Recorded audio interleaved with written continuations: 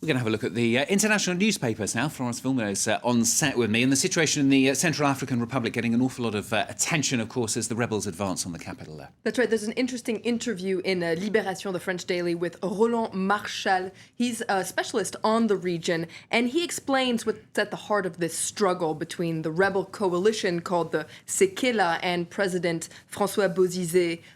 His regime, he came to power back in 2003 after what they call a coup d'etat backed by Chad. Roland Marchal points out that the central government is politically, militarily weak, and it's losing regional support. Meanwhile, the rebels are moving in on the capital, Bangui, and in the meantime, he says that the people who are really suffering from all that is civilians.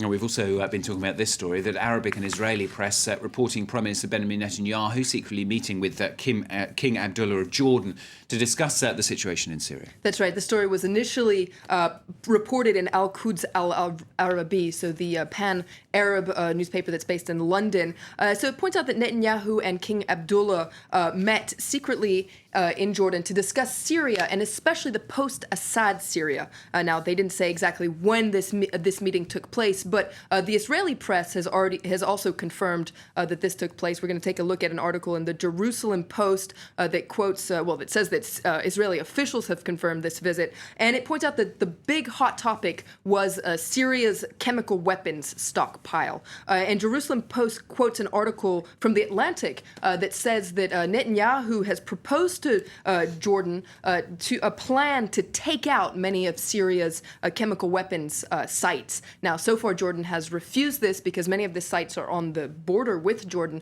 and also Jordan doesn't want to seem to be complicit with Israel on any action in Syria.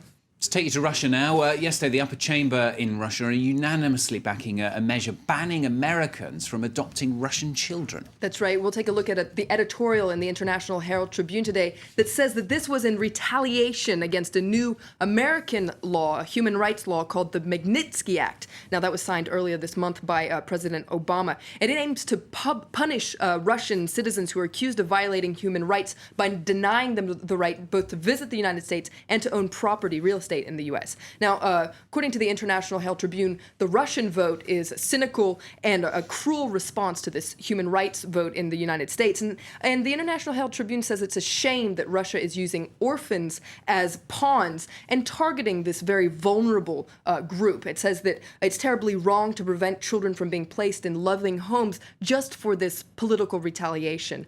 In the Russian press, this vote is also getting some criticism. We're going to take a look at an article in Moskovsky Komsomolets. It's also critical of this and says Americans are punishing Russian officials are punishing orphans. This is stupid, right? It says that, and it points out that this is hypocritical of the government. If the government really wants to punish the United States, well, they should stop using their iPhones. They should stop buying United States products. They should pull their money out of U.S. banks if that's really what they want to do. But the article points out that they probably won't do this. Okay, going to stay in Russia. The Guardian in the UK, though, interviewing a former member of the punk rock collective Pussy Riot. That's right. This is part of a series in the Guardian about newsmakers of the past year. So they interview Ekaterina Samutsevich. She was one of the members of this Pussy Riot group. Now, she and two of her friends were accused and tried of hooliganism, motivated by religious hatred for performing an anti-Putin song in church. Now, she was released. Her two friends, however, have gone to prison, so she speaks out about this. She speaks out about what she calls her mock trial. She says that her only goal now is to continue Pussy Riot's message, and she says that those times have changed. Her desire to protest against Putin remains the same. Florence, thanks a lot. Florence Vilmos with the international papers here on France.